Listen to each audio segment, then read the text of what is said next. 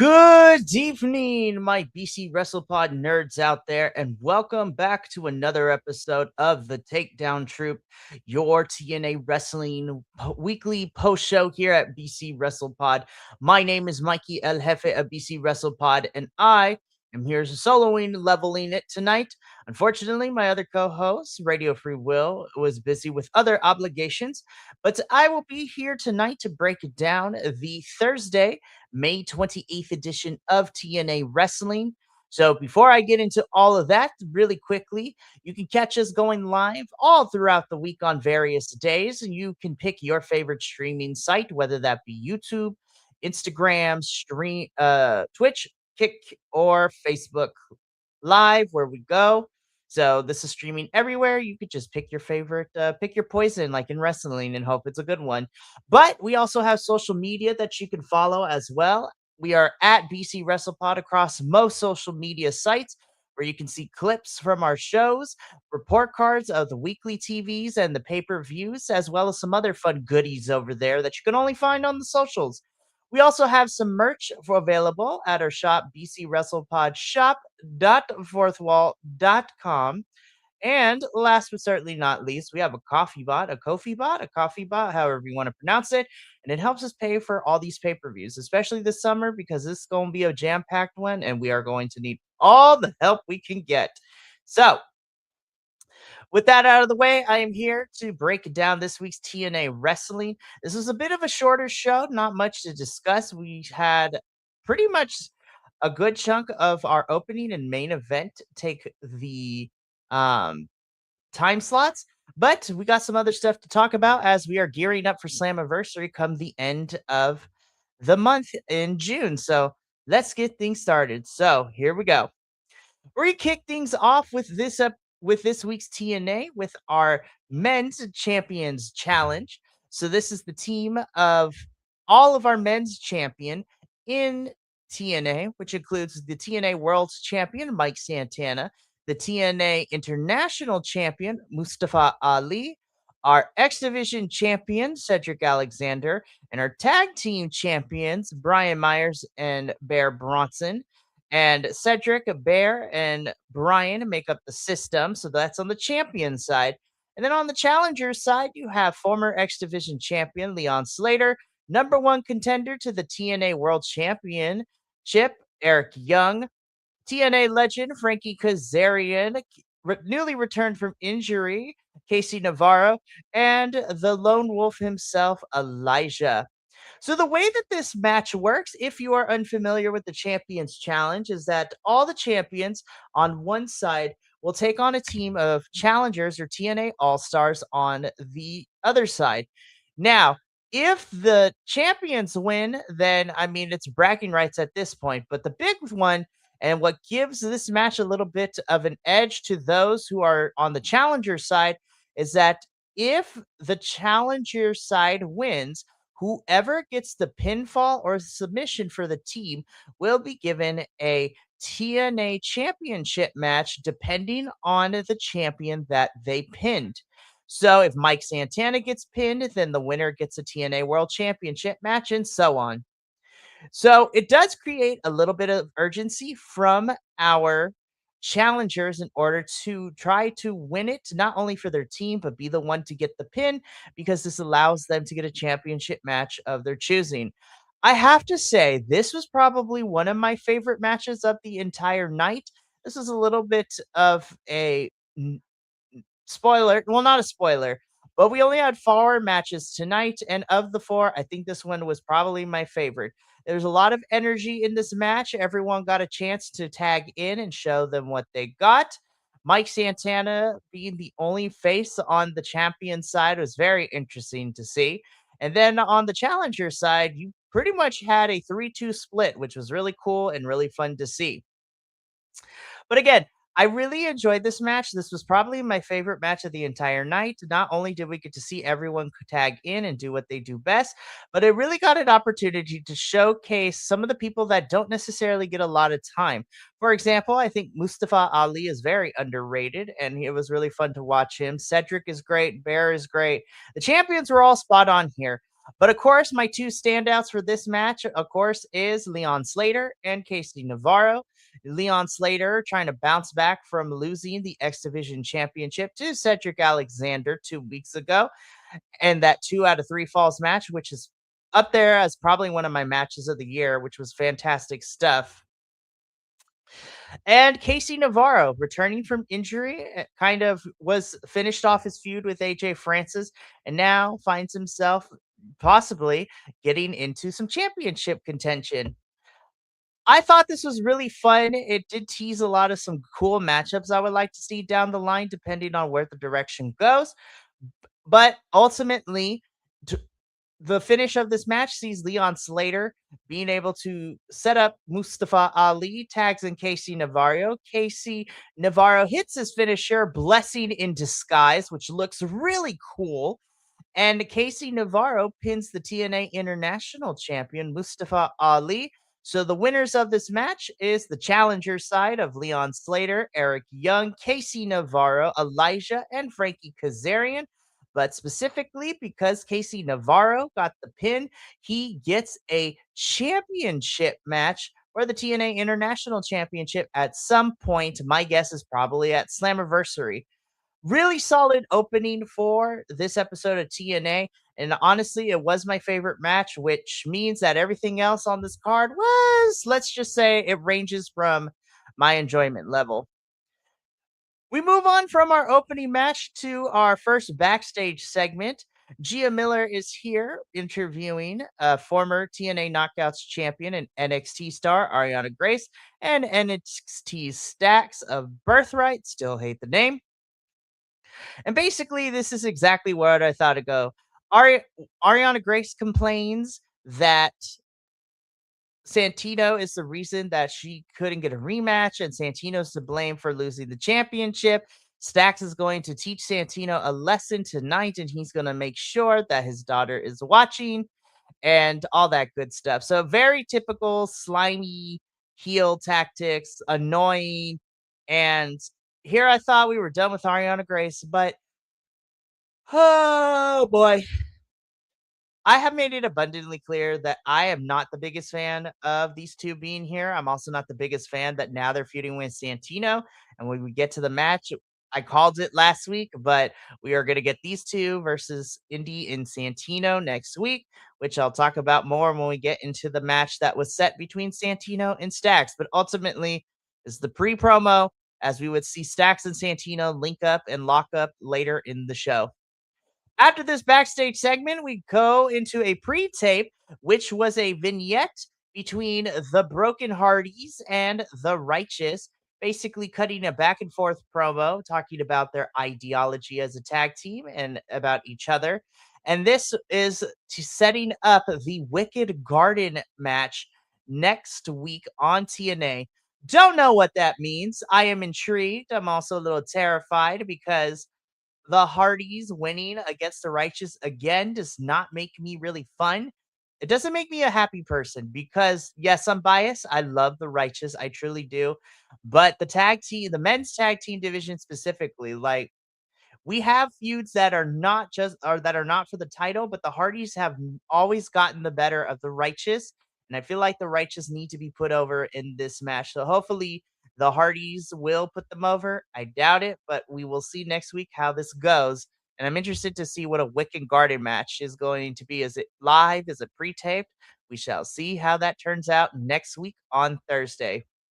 But after this pre-tape, we get into our second match of the evening, which is a knockouts match where we see, the Diamond Standard herself, Tessa Blanchard, taking on not newcomer to TNA, but newer. She's only been here for a couple of months, and Harley Hudson.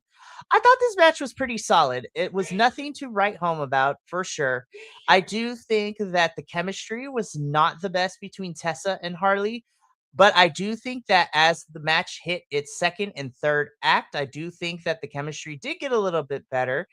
Harley definitely put in the offense for this one. And this was a lot more back and forth than I thought it was going to be. I honestly thought it was going to be a squash match, but I am glad to see that this was given a little bit of a back and forth. But to nobody's surprise, including me, Tessa Blanchard picks up the victory over Harley Hudson. I don't really have too much to say about this match, only because I kind of figured that the result was going to be Tessa winning. Um, I don't know what we're doing with these two. Initially, like, I thought we were gonna get more between, Ali and Rosemary and Mara versus the Diamond Collective, and I also thought we were gonna get, because we set up that those 3 are also going after the Elegance brand for the titles, so I don't know what we're doing with the Diamond Collective. I don't know what's going on with Tessa and Mila Moore and Victoria Crawford. Like, I don't know what's happening over there. So we'll see what happens. This was a strange match to be made because this was made from a social media exclusive backstage clip.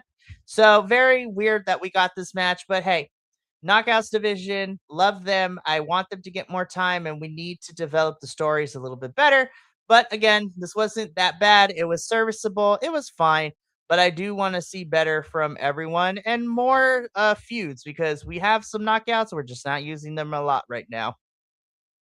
So after this match, though, we cut backstage once again. We have the Iceman, George the Iceman, Mr. Concierge of the Elegant brand himself, have a quick conversation with Lang Ying Li and basically tells her to not screw it up for the Elegance brand later tonight for the Knockouts Champions Challenge. Lang Ying Li intimidates and scares him away, and she continues to go back training. So again, just setting up our main event, and we move on with our lives into our next match, which, oh my lord, this was not great. I was not a fan of this match. I don't know why we're doing this feud, but to me, this is the worst match of the night. NXT Stacks versus Santino Marella. Why is the story happening? I couldn't even begin to tell you. Why did we get this match? Because why not? I think the basis of this feud, in my personal opinion, is really stupid. Now, normally I'm here for some dumb stuff in wrestling. I love it. Sometimes it could be a great thing. But I don't care about this story. I truly do not. And I'm trying to figure it out as to why we are doing this. But this match doesn't go as long. Only go about 7 to 8 minutes. Ariana Grace helps Stax pick up the victory over her dad, Santino Marella. Um, yeah, this was not fun. I did not enjoy this match. I don't care about this feud, but we're continuing it anyways. So post match, Stax and Ariana beat up on Santino. Indy Hartwell comes out for the save. Indy gets on the mic. She tells the crowd, "Hey, you know what, Ariana and Stacks, I'm tired of you two always doing your thing. And so how about we have Santino and Indy versus Stacks and Ariana right here tonight, which then prompts Daria Ray to come out. And she, at first, she says, no, we're not going to have that match. But then she thinks about it and she said that she would love for Stacks to beat up on Santino again. So next week, we are going to get a mixed tag team match. Ariana Grace and Stacks versus Santino Marella and Indy Hartwell. God bless us because it's gonna be a rough one. We'll see how that goes. I hope Santino and Indy are probably going to win because they've been on the losing side and of Daria and these and Stacks and Ariana, but we'll see what happens. So that is going to be a match that is set for next Thursday. Let's get on to the next part of our show, which backstage we see AJ Francis and some poor dude, and AJ Francis wants that contract and that paperwork like next week or tomorrow. Otherwise, he's gonna beat this man to a pulp. What is AJ planning? What is in this paperwork? Well, I don't know, but I'm intrigued. I do like AJ as a heel. I think he's very interesting. And I do think that he's probably the best heel that TNA has right now, which is saying a lot. But I'm hoping this paperwork stuff goes somewhere. Otherwise, it's going to be a waste. And that is my biggest fear, that we do this and then it turns out to be a wet fart or it does not end up being the way that it needs to be. But whatever this paperwork is, AJ needs it now. And this poor guy needs to get it to him. Otherwise, he going to die. But we're going to have to follow the story and see what happens with all of that. So very interesting. All righty. After that, we get into our third match of the evening. This is Edward Edwards versus Fabian Eichner. So, congratulations to Fabian Eichner. It was announced earlier today that TNA has decided to sign Fabian Eichner to their roster. So, good on him. I think he's going to be interesting here in TNA. For those of you who are unaware, Fabian Eichner, formerly part of Imperium, and then he was also known as Giovanni Vinci, and then he got released from WWE, and here he is in TNA. So lots of fun here. I was actually really enjoying this match, and then the DQ came out, and I was like, "Well, there it is. I knew it was going to happen." So Fabian Eichner is actually getting the best of Eddie, and then the system come out to cause the DQ to help Eddie. Fabian wins, but not really because it's a DQ. The system beat up on Fabian Eichner with Cedric Alexander, giving him a lumbar check for his troubles as a payback for Fabian Eichner choking him out last week. This feud is not far over. I think Fabian Eichner will get his lick back sometime soon. Yeah, I mean, I'm not the biggest fan of a DQ, but hey, if it's gonna progress the story, then sure, why not? I just hope that TNA follows through with it and follows up on it. Otherwise, it's gonna be a complete waste of time. So Fabian Eichner wins via DQ over Edward Edwards. I will say Fabian does have some very fun and unique offense, and I'm here for it. Alrighty. After this match, though, we get into our preview for next week. I told y'all this episode was really, really short, which was very interesting. It was a good hour and 20 minutes, so this is gonna be fun. Uh yeah. I So here's what we got planned for next week. We have Eddie Edwards taking on BDE. BDE in a digital exclusives is talking about how he was watching and keeping an eye on the Champions Challenge match, and then Alicia Edward comes out telling BDE that he doesn't have what it takes to face Eddie Edwards. So this is why this match is here. We also are getting Santino Marella and Inti Hartwell versus NXT stars Stax and Ariana Grace. So that's the match that's happening. And then last but certainly not least, we have our Wicked Garden match between the Righteous and the Broken Hardys. I don't know what the Wicked Garden match is going to be. I hope it's fun at least. But we shall see. Hopefully TNA doesn't mess it up. But as of right now, these are the three matches that are currently scheduled for next episode as we are continuing our build to TNA Slammiversary on June 28th. Alrighty, kids, this is time for the main event, which was the Knockouts Champions Challenge, which saw our champions, our TNA Knockouts champion, Lei Ying Lee, and the TNA Knockouts Tag Team champs, the Elegance brand of M by Elegance and Heather by Elegance, taking on the challengers of Zaya Brookside, Elena Black, and Mara Sade. Very, of course, a lot smaller than the men's as we only have two champions. But I will say, I think this was a fun event. This was my second favorite match of the night. I wish that they got a little bit more time than 13 minutes, but I will not complain. I do think that the women definitely had a different dynamic than the men's. It's very interesting that most of the competitors in this match are heels, with 4 out of the 6 being heels, which are the Elegance Girls, Elena Black and Zaya Brookside, and Mara and Lei Lee being the faces. So we this match was a lot of fun. Again, I think the Elegance brand girls are very good, and I hope that they continue to develop and love to see them be single stars later down the line here in TNA. But this was a really fun match. Again, second favorite match of the entire night. Not as clean or as high paced as the men's one, but still very fun. Ultimately, Zaya Brookside would get the victory for the challenger side. So Zaya Brookside, Elena Black, and Mara Sade are the winners of the of the Knockouts Champions Challenge. And Zaya Brookside pins Lei Ying Lee. So Zaya Brookside will get a future TNA Knockouts Championship match down the line. And that is how TNA goes off the air this week. Again, this was a very short episode, given the fact that the show itself was not that long, didn't have too much going on, but also because I'm by myself here, I just ran through it pretty quickly. So that was fun. But that is it for the Takedown Troop post show. Before I do the outro and get up on out of here, just a little bit of a heads up as to what you can expect for the upcoming week. So we are officially done this week, but we pick it up once again this Sunday, May 31st at 11 a.m. Pacific, 2 p.m. Eastern. I will be here along with Kilt and our good friend over at If We Had the Pencil podcast. Sean from If We Had the Pencil podcast will be here, and we will be doing a live watch along for Clash in Italy for WWE. So that's going to be fun. And then a bit of a change in programming for the next 2 weeks. So on Monday, we will be doing our AEW post show. Yes, you heard that correctly. We usually do it on Tuesdays, but given some changes that are happening in the next 2 weeks with my schedule, we will be doing this upcoming week's AEW post show on Monday. Then on Wednesday, we will only be having the CMLL show on Wednesday night at 8 p.m. Pacific, 11 p.m. Eastern. On Friday, I'll be back. We will be back once again for TNA.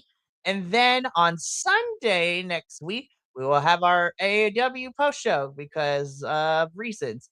And then that leads into the following Monday as we will be doing a double dose of post shows with first NJPW's The Best of the Super Juniors 33 finals, and then Eve 150. So Benny and I are going to have a busy 2 days together very soon. So that is always going to be a good time.